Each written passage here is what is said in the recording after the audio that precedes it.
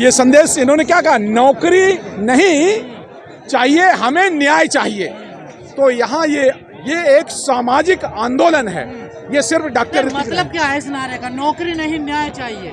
न्याय ये बड़ी संकल्पना है, ये इतनी बड़ी संकल्पना है कि ये अभी तक न्यायपालिका यहाँ भारत में निर्णय देती है, न्याय नहीं करती। अगर भारत की न्यायपालिका निर्णय ना देकर के न्याय करती होती तो ये समस्या ही नहीं होती। गुमराह किया जा रहा है इस नारे के नाम पर। लड़ाई तो नौकरी की है ना, देखिए। नहीं, मैं आपसे सहमत बिल्कुल नहीं हूँ। ये बहुजन आंदोलन का एक नया रूप है जो ब्राह्मणवाद ने मजबूर कर दिया है यूनिवर्सिटियों में।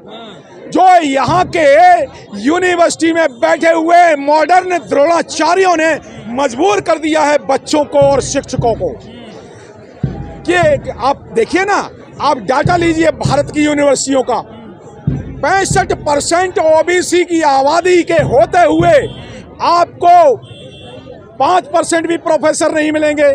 तो कहाँ, ये जो है ये सामाजिक हिस्सेदारी का आंदोलन है, सामाजिक न्याय का आंदोलन है। सर, ना आपके पास पुलिस है, ना जज है, ना कोर्ट है, ना कचहरी है, ना थाने, तो फिर कैसे न्याय की उम्मीद कर रहे हैं? हमारे पास भारत का संविधान है, भारत के संविधान से न्याय भी चलता है, पुलिस भी चलती है, एडमिनिस्ट्रेशन भी चलता है और नेता भी चलते हैं, विधानसभाएं लोकसभाएं भी चलती है। हमारे पास बाबा साहब का दिया हुआ भारतीय संविधान है और जो भारत, जो इस देश का जो सिस्टम है, चाहे वो न्यायपालिका हो, चाहे वो पर आप लोग कहते हैं संविधान तो खत्म हो गया। कौन कहता है? ये मनवादी लोग, ये कांग्रेस बीजेपी और आरएसएस के लोग और आप पार्टी के लोग कहते हैं।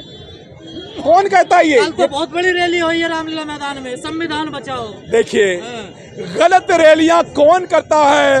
ये गलत नारे, रोजगार बचाओ, क्या रोजगार बचा? आरक्षण बचाओ आंदोलन चलाने वाले लोग कौन थे? आरएसएस के और कांग्रेस और बीजेपी के मनवादी लोग थे। ये एजेंडा गलत सेट करते हैं आरएसएस के, कांग्रेस और बीजेपी के लोग। ये कहते हैं आरक्षण बचाओ आंदोलन।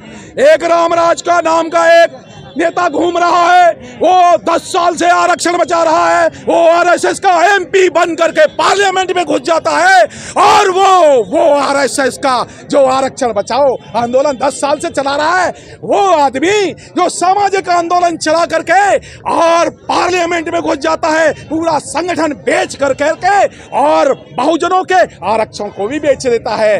तो एजेंडा गलत है। ये आरक्षण बचाओ आंदोलन वाले लोग हैं, ये आरएसएस के लोग हैं। लेकिन बीएसपी से तो ठीक ही कर रहे हैं ना। देखिए, वो देखिए, तो सड़कों पे नहीं आते हो, कम से कम सड़कों पे तो आ रहे हैं ना। बहुजन समाज पार्टी एक ही पार्टी है उत्तर भारत में जो बहुजन विचारधारा की बात करती है। एक दक्षिण भारत में पार्टी है डीएमके पार्टी, और डीएमके पार्टी से ना कांग्रेस, ना बीजेपी, ना आरएसएस वाले 70 साल तक तमिलनाडु में क्यों सत्ता में नहीं आ पाए? क्योंकि वहां पेरियार का आंदोलन चल रहा था। उत्तर भारत में एक ही पार्टी है, बहुजन समाज पार्टी। जो ये हाथी पार्लियामेंट में घुसा है। ये मान्यवर काशीराम साहब का आंदोलन अब बिहार में चल पड़ा है। अब देखिए, अब मान्यवर अखिलेश जी भी मान्यवर काशीराम साहब की मूर्ति का उद्घाटन करते हैं। पर वो तो यूपी में ही कर रहे हैं, ये कांड तो सारी दिल्ली में और भारत में हो रहे हैं। हाँ, ये बात बहुत अच्छा प्रश्न किया। ये क्यों यूपी में हो रहा है? यूपी में इसलिए हो रहा है कि यूपी में बहुजन आंदोलन की सत्ता 4 बार मुख्यमंत्री बन गई है, इसलिए यूपी में हो रहा है। जब ये बहुजन आंदोलन बंगाल में फैलेगा, जब ये बाबा साहब और मान्यवर काशीराम साहब का बहुजन आंदोलन अभी बंगाल में जाना है। क्यों जाना है? ये प्रश्न महत्वपूर्ण है। वो इसलिए जाना है कि बाबा साहब अम्बेडकर ने जो संविधान बनाया था, बाबा साहब अम्बेडकर ने संविधान, बंगाल के लोगों ने बाबा साहब को पार्लियामेंट में भेजा था, इसलिए बाबा साहब का आंदोलन और मान्यवर काशीराम साहब का आंदोलन पंजाब के अलावा, उत्तर प्रदेश के अलावा, अब ये बगैर सत्ता के आपको न्याय मिल सकता है? बिना सत्ता के बिल्कुल न्याय नहीं मिल सकता। मैं उदाहरण के साथ बताता हूँ। बहुजन समाज पार्टी ने 5-5 यूनिवर्सिटियां बनाई हैं, गौतम बुद्धा यूनिवर्सिटी बनाई है। वहां तो ये सब कुछ नहीं होता, यहाँ दिल्ली यूनिवर्सिटी में ही क्यों होता है?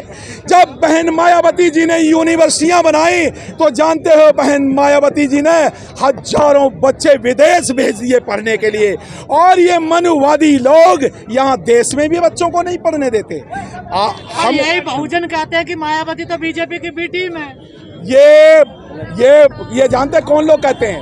ये कांग्रेस के और आरएसएस के चमचे कहते हैं। कौन से? मान्यवर काशीराम साहब के शब्दों में चमचे कहते हैं, जो कांग्रेस और बीजेपी के लिए काम करते हैं। कभी कांग्रेस कभी बीजेपी।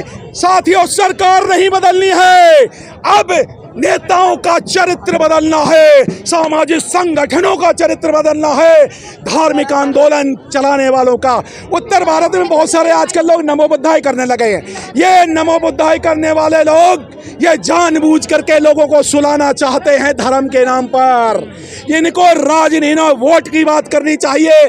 तो मैं यहाँ से एक संदेश देना चाहता हूँ। पर आप लोग जितने अम्बेडकरवादियत जातिवाद फैला रहे हैं देश में, मैं भारत के लोगों को एक बड़ा संदेश देना चाहता हूँ कि भारत के बहुजन लोगों, आप अगर असली और नकली नेता, असली और नकली संगठन की पहचान करना चाहते हो तो मैं बता देता हूँ, आप उस संगठन के और उस सामाजिक कार्यकर्ता से पूछना आपका राष्ट्रीय नेता कौन है। अगर राष्ट्रीय नेता बहुजन आंदोलन को दिशा देने वाला हो, अगर वो बाबा साहब की तो बात करते हैं, पहले वो मान्यवर काशीराम साहब की बात नहीं करते थे, अब वो काशीराम साहब की बात करने लगे, अब बहन मायावती की बात नहीं करते हैं।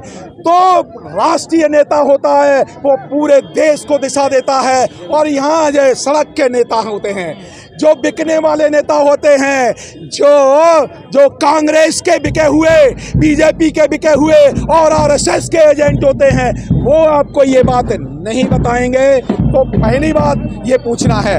दूसरी बात, धार्मिक और सामाजिक आंदोलनकर्ताओं से ये पूछनी है कि वोट का बटन कहाँ दबाएं। अगर वो वोट का बटन नहीं, हम तो सामाजिक कार्यकर्ता हैं, क्या सामाजिक कार्यकर्ता 20 साल से छोटा है उसका वोट नहीं है? अगर वोट है तो वोट कहाँ जाता है? ये वोटों की लड़ाई है, ये राज सत्ता की लड़ाई है। और अगर हम ये सारी यहाँ समस्याएं नहीं होंगी, दिल्ली यूनिवर्सिटी में 60% प्रोफेसर होंगे अगर बहुजन समाज पार्टी केंद्र में आ गई।